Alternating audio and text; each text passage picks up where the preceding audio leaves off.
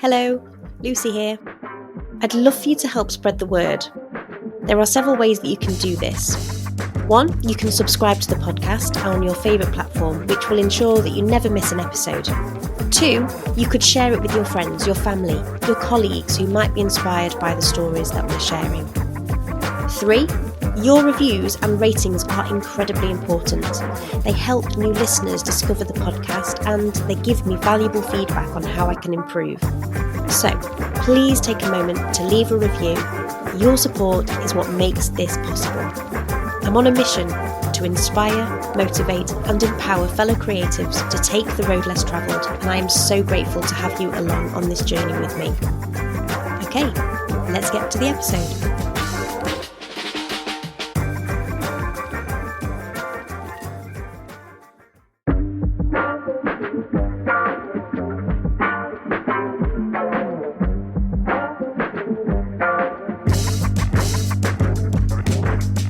Hello and welcome to another episode of The Wilderness of Creativity. Today I am delighted to welcome Gem Fletcher to the podcast. As the Head of Communications for the NHS, Gem plays a crucial role in shaping how vital messages are delivered to healthcare professionals and the public. Her expertise not only highlights her ability to navigate complex communication challenges, but also emphasises the importance of clarity and compassion in times of crisis. Gem is a business advisor and coach and is also a fellow podcast host of Business Unzipped, where she shares insights and strategies for success in the ever-evolving business landscape. In this episode, Gem and I discuss the importance of feedback and purposeful communication, exploring the key ingredients of effective messaging that we must continue to teach in schools. We also discuss how empathy and emotional intelligence play vital roles in communication and creativity, and the necessity of building strong partnerships between schools and businesses. Together, we can ensure that children and young people develop the relevant skills and experiences needed to lead fulfilling lives. Right, let's get to the episode. That's a really interesting topic, and only the other day I was delivering some organisational development training, and one of the models that I teach is it's an author called Kim Scott, and she titles it Radical Candor. And the concept is, so in business we obviously love a quadrant, and there's four boxes, and the ideal state is in the top right hand box, and it's basically the conflict between the vertical line, which is the kindness. So we're always taught from a certain age, if you don't have anything nice to say, don't say anything at all. Exactly to your point, Lucy, where you're saying, I'm too scared to offend anybody. I don't know what to say. I'd rather just not say anything at all. And then when we're thrown into the workplace, there's an opposite line where we're expected to deliver constructive feedback. And quite often that can be a challenge because it's things that basically people don't want to hear, and there's a constructive way to be able to do that. But the two things don't necessarily align. When we're taught to actually grow up and only say nice things, but then we're thrown into the workplace and we're expected to give that feedback. And that can be quite a challenge.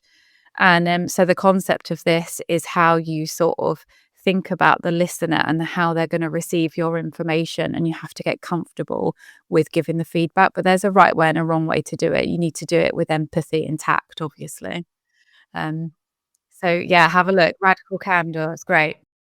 I'm gonna have a look, and part of this process of me doing the podcast is to unlock and to acknowledge and accept that I always have things to learn, and I'm being completely honest with people, with where I am and what I'm doing. And I think that's part and parcel of it, because you mentioned empathy there and compassion.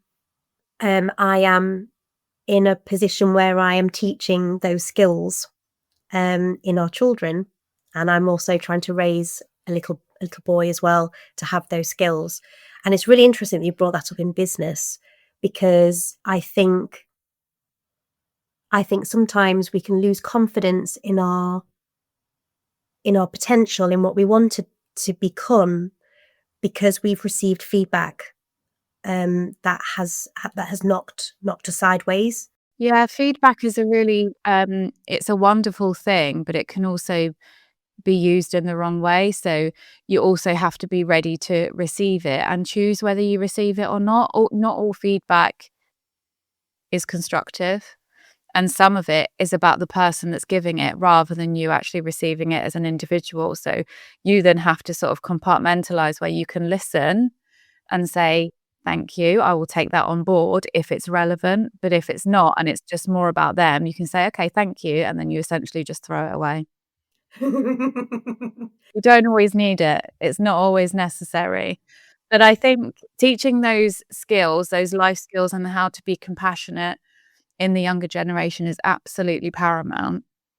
And I think there was a time where leadership was all about muscle. You know, back in the day when we used to like go to war, your leader would be the big strong person. Then we went through a phase where leadership was all about brain. You know, the smartest person, they are going to be your leader. And I think we're actually in a time now where people lead with their heart. And we are actually leading with compassion, and that is how you get the most out of your staff and out of your colleagues. So, you know, teaching those skills early on and how to give constructive feedback, I think really helps. When you're communicating, there is the element of creativity, isn't there? Yeah, communication is all about storytelling. Yeah, if you're going out with just facts and data, it's boring. No one wants to read that. People like people. So you have to tell a story, you have to have that narrative. And that is what communication is all about. It's turning any sort of like data into a story, and then it makes sense to people. What does your day-to-day kind of look like? And then how do you balance that then with all of the other things that you're doing, including the podcast? Yeah, I know. It's always a lot, isn't it? And it depends what you want out of life. But I do get up early. I do. Not ridiculous early, but my alarm is set for 5 a.m. every day. I'm part of that club. Bit like you, I like to have that sort of peace and quiet and that time to reflect before everyone else gets up. But it is utter madness when you're juggling full-time work and children and all of their extracurricular activities. I thought you were going to say all the extra crap, but yeah. That as well. That too. And when you're doing all of that and then you're doing a creative project for yourself, it is hard trying to squeeze that in. So I do try and be as organized as I can. My full-time job, I absolutely love it. I love being in communications. I love the drama that comes with it. No 2 days are the same. It's a real mixture of work. And yeah, anyone in communication will know that it's like a love-hate. We sort of love the chaos that comes with it. I try and be as organized as I can in terms of like meal prep. That's probably my biggest failing, is making sure that everyone is having sort of nutritious meals. And that is like my number one guilt, I would say, because that is the first thing that I will let go. So although I like to think that you can have everything, you can't have everything at the same time. So there is always a balance. And when you're giving 100% to something, that means that something else you're not giving 100% to. And so you've just got to weigh that up. And unfortunate for me, cooking time is always one that goes. So I try and batch cook on the weekend so that at least it's just reheating vegetables essentially. I mean, I try to be organised as well, but I think the older I'm getting, the less organised I'm becoming, I'm finding. Just too many plates to spin. And I think, you know, I need to kind of take stock of that and just, I think it's the expectations that I have of myself. They are so high. Like, you do strike me as the sort of person who gets shit done. Yeah, I think working in communications actually helps with that because obviously we're dealing with the press quite a lot and they just give you a tight deadline. Otherwise, they're going to print the story regardless. So you have to learn to be quite bullish in terms of getting answers off of other people when you're, you know, drafting a response. So I have to get shit done essentially because otherwise my name's going to be on the chopping block when, you know, a report is printed and it's not accurate. So, and I kind of bring that home with me. And I think when the kids have a lot of sports, so a lot of my kids do sports. I've got a son who plays nationally for basketball. My other son plays football. My two daughters are both nationally competing in cheerleading. and their diaries, like my diary has to align with theirs and their schedules. So my window for, other opportunities is so small that, yeah, my calendar, it's like, yeah, it's a nightmare for some people. Is it colour coordinated? No. I wish it was. I wish it was. It's amazing about your children. Wow. That's incredible. Yeah, they all do amazing things. And that, to be honest, that is like my absolute dream, for them to just go after whatever they want and achieve whatever they want. And I think that's probably why, that was one of the reasons why I started the podcast, because I always say that to them, like, try anything, give anything a go.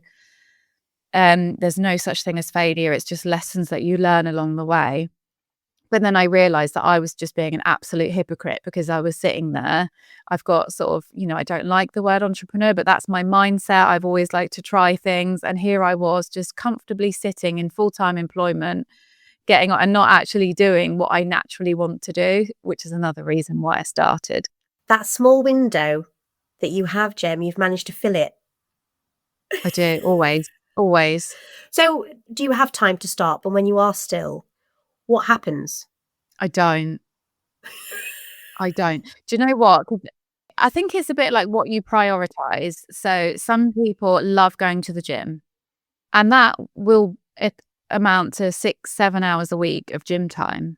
Or they love to cooking again. If I had more time, I should cook more, but I don't.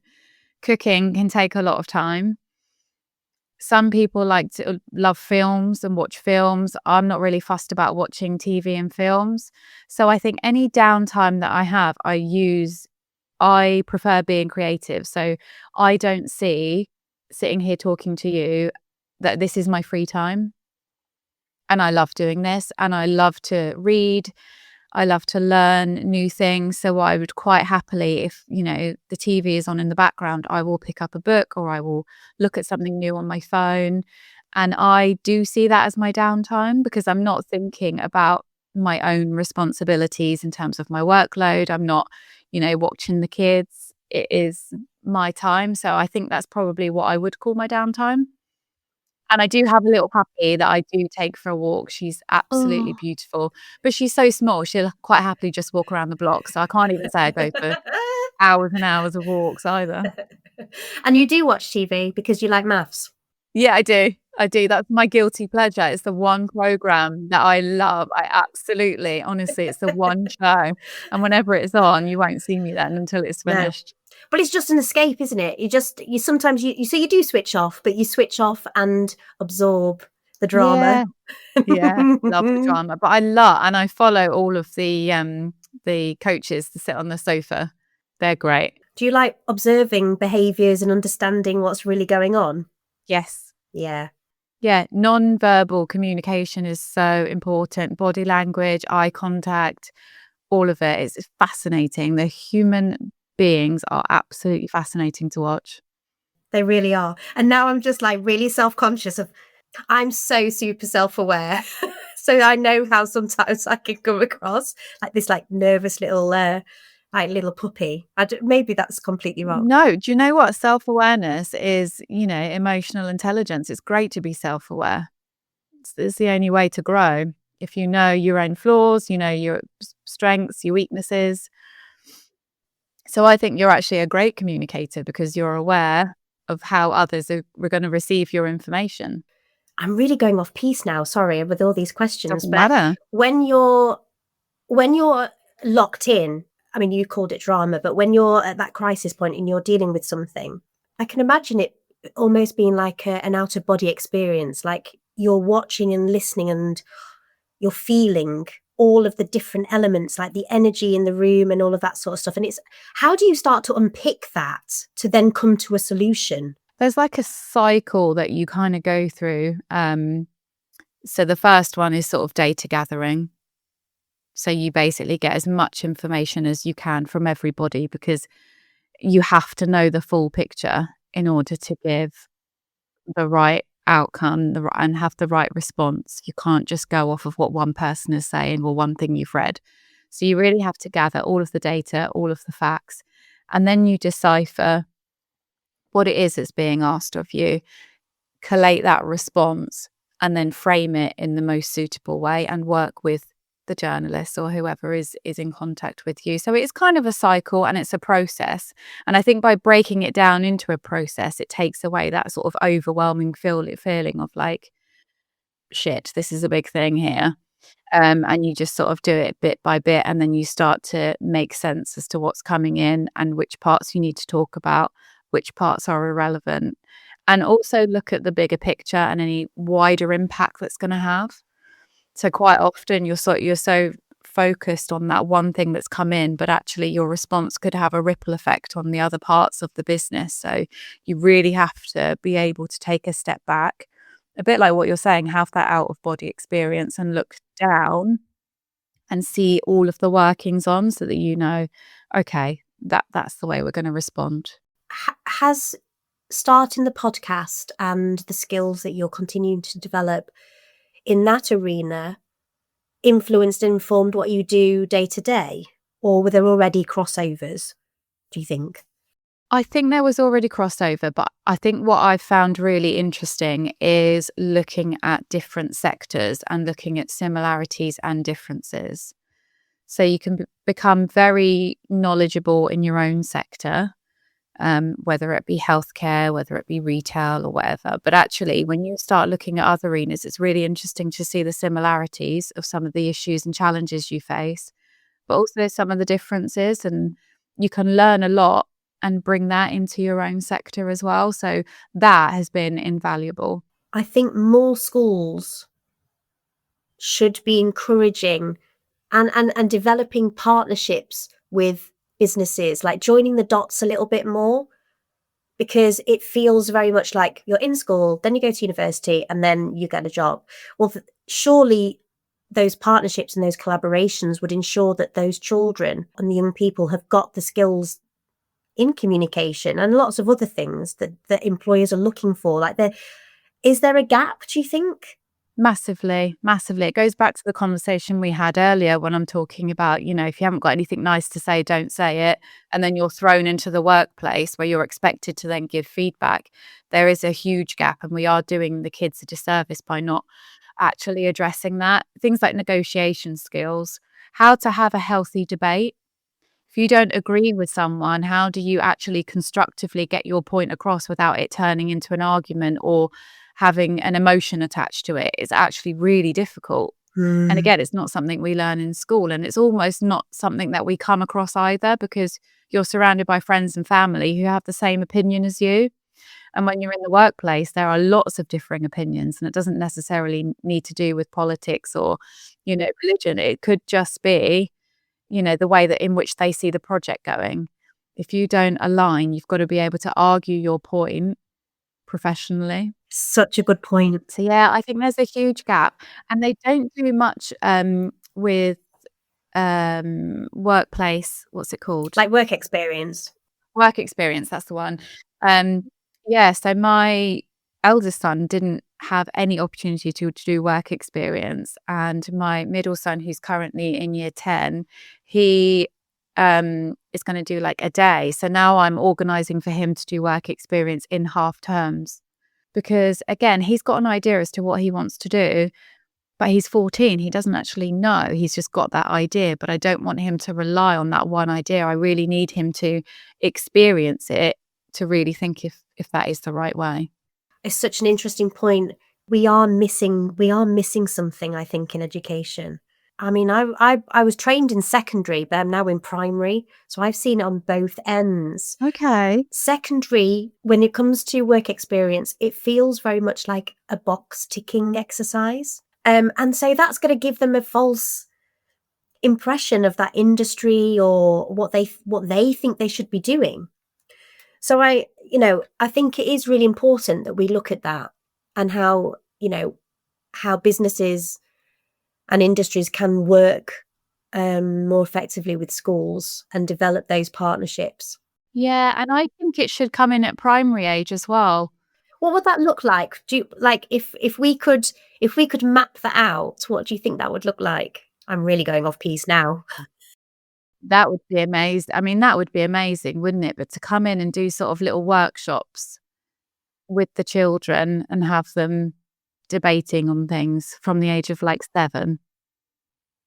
How great would that be? Teaches them how to argue their point, but also how to respect other people's opinions as well. And it doesn't need to start big. And I think finance is another one as well. Wouldn't it be great to sort of have a workshop where they come in and teach the kids about how to basically have money or not? They need professionals like yourself to lead those sessions. It should be Yes. people who are in those industries with that experience to communicate those Yeah. ideas, those strategies in person. But for some reason, I know Yeah. there's a cost involved. But if you're, if you set that up, that the collaboration, that kind of the joining of the dots up so early, and there's that relationship between the business and the school, then both parties will benefit in the long run, right? I agree. And I also think that businesses should have to give back to community. And I know, time is money, so there is a cost involved, but actually the business would benefit by having a group of children grow up ready to go into the workplace. So you're getting it back later on down the line. It shouldn't be, you're charging the school for this workshop. I think there should be a responsibility within communities that businesses and schools do work collaboratively.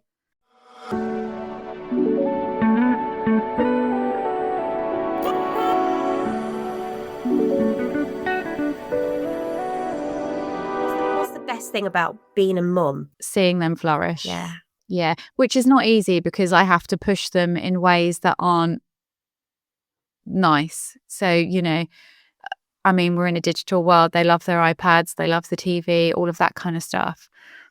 And they might not necessarily want to do 3 hours of training on a Sunday ready for their cheerleading competition.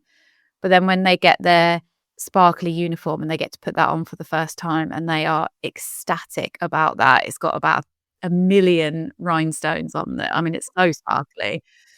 And then when they're in that competition and you see them on stage and they just absolutely come alive and they feel so good about themselves.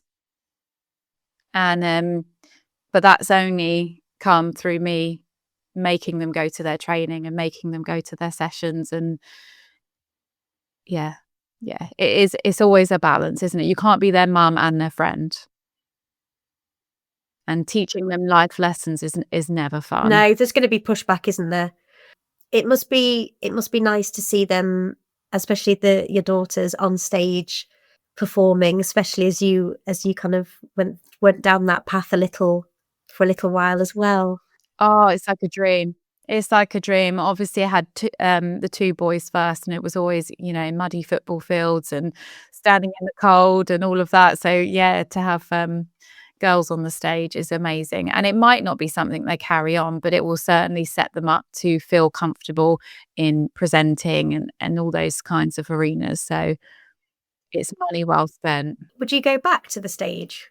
No, no, Do you still dance? I don't know. I think my knees would absolutely I'd be on the waiting list for knee replacements within no time. No, I don't. Do you miss it? I miss being young. If I could do it all again, honestly, I would do so much. I miss being young. I love the age I'm at now and I love the life that I have, but I do look back and think, God, I wasted so many precious years just bumming around. But they always say, you can't put an old head on young shoulders, and you don't listen to anyone when you're that age. So no, the freedom that youth provides, you could do absolutely anything if you wanted to. Yeah, I never had that. I had my first son when I was 19. So never had that sort of adulthood free time. Never had that. And to be honest, I don't know what I've missed out on. If you don't know what you don't. Well, you don't know what you don't know. No. And so that was when I was in London and I was dancing and then my whole world came crashing down and then I had to make a change. So I just ended up floating around from sort of job to job. And I think, when you're a child raising a child, you're just trying to get through. And I was a very different parent to each. They always say, you can if you've got 4 kids, they're all raised the same way, but actually they're not. You're a different parent the first time round, second time round, and you learn from that. So, unfortunately for my eldest son, he got my draft version, and then I refined the copy as I went through, and you make improvements. But I bet you've got a lovely relationship though with him, haven't you? He's lovely. Yeah, I love him to bits. Yeah, love them all to bits. They're all unique. They're all different. They all have their own quirks. They are their own people, which is cool. I love the fact that you said it was the first draft, because I feel that with our creative work as well, there's the first draft, and then you learn from those little lessons, and then you improve it, and then you're always evolving, always keep growing, never fixed in what you're doing. Where are you hoping to take the podcast this year? Because there's lots to look forward to. There is loads to look forward to, and just reflecting on what you said about sort of the first draft, and imagine if you and I had never put our first draft out, like how uncomfortable you feel, but it really helps to grow, and no one's going to put anything out that's perfect the first time round. So you've just got to actually be brave and get it out there, and you're always going to learn and evolve. And you might look back now and say, actually, my first one, I could have said so much more. I could have been more personable. I wasn't really who I am. I was feeling too nervous, all that kind of stuff. But yeah, if you got to bite the bullet and just do it. But in terms of my podcast for this year, I think it's just another example of growth, and you have to take people along a journey with you. So you can do all of this development work yourself, but people have to see it as well. So it was just like an intro into, no, I am growing as a person. I am developing. There is a lot more to me than just this little bucket that you've put me in at the moment. And it's a platform to be able to do that. And I really just want to evolve from that. I want to grow. I want to network more. And just keep sharing knowledge and skills so that other people can benefit from that.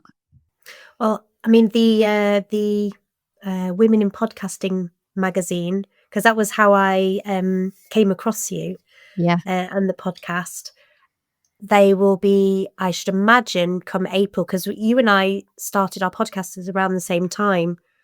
So it would have been a year. So I think there's a few things that the magazine do for featured podcasters after they've done their first year. Yeah, that magazine was a bit of a lifesaver, because I started this really not knowing anything. I just took a stab in the dark and just went with it. And actually, the Women Who Podcast magazine, I just ended up finding them on Instagram when I was just sort of lost in the ether of Instagram, and it was really helpful, and it helped build those initial connections like you and I. It just enables you to read a little bit more about it and understand other people's struggles and things that they recommend to do and don't do. So again, it's just building that sort of community, and you're just learning from others. So that was really beneficial at that time. Yeah, it's a brilliant resource, and they've got loads of different things in there as well. I didn't even have a laptop when I started the podcast. I didn't have a laptop. I didn't have a microphone. I didn't have anything. Did you have anything to start with? I had a laptop. That was it. Yeah. Yeah, that was it, which is crazy. But mind you, you don't actually need a lot to start, to be honest, other than the laptop and the microphone. You can just sort of run with it. So you don't need to have a big cost outlay at the beginning. Obviously, a laptop is expensive, but I already had one. But yeah, you don't need a lot to start, as long as you've got the passion and the drive. But I mean, why did you want to do it? Well, I was really lonely, if I'm completely honest. Yeah. I'd had Oscar during the pandemic, and so I didn't have a lot of female friends, families who had children at the time. So I went through the whole of COVID, whole of maternity leave, just feeling completely lost. And then I was made redundant. The podcast launched the week after I miscarried, and it became the thing that allowed me, it has been the thing that's allowed me to process all of that loss, that grief, and I guess just wanted to create a platform for other people to experience that. That's my why. I absolutely love that. I think that is Beautiful. That's a really, really strong why. It when it gets a bit nuts, I do, and I think, oh, do you know what? I can't do this anymore. I can't balance everything. I do come back to the why, and I think, no, regardless of what happens, it's giving me that purpose. It's allowing me to process. It's no, I'm building boundaries. Like I've never had boundaries, and that's really liberating and empowering. The 3 conversations I'm having. And we never would have met otherwise, which is so cool. And actually you find that you think, the people that are going to support you and, in your circle, it's actually strangers who are your biggest supporters, which is crazy. It is. And when I text you, I thought communication Yeah. is really, really important to me. Yeah. Even though I don't think I'm very good at it. I want to get better at it. So when you said, when you said, oh my gosh, I'd love to talk to you, I was like, yes, okay, brilliant. And then we clicked over having family and, I'm not business minded at all. And I think, okay, I need to be more like Gem. How can I be more like Gem? Just like get shit done. Absolutely.